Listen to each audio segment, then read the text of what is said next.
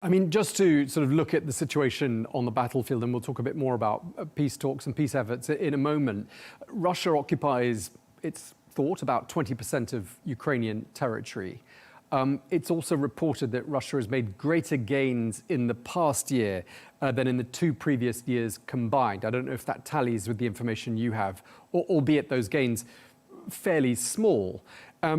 But do you see momentum shifting at all on the battlefield? I don't think so. And I think as long as the West continues to provide Ukraine with weapons to repel Russians, the longer this will go on.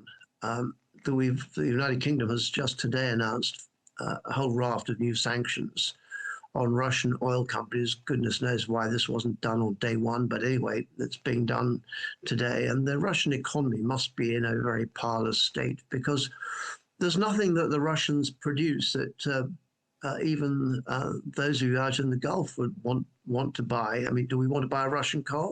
We want to buy a Russian television?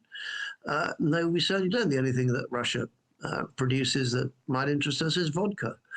The rest is pretty shoddy stuff.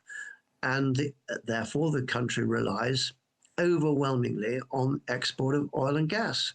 And there it is true that President Trump has been somewhat successful in warning countries which import oil and gas from Russia that they will be penalized by the United States.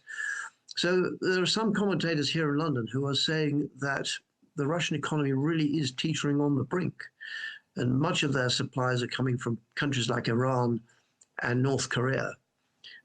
Wonderful proponents of democracy, of course, those two countries are. So it is a stalemate at the moment, and I don't think, I'm certainly not getting any information here to suggest that the Russians have made enormous advances in the last year or so.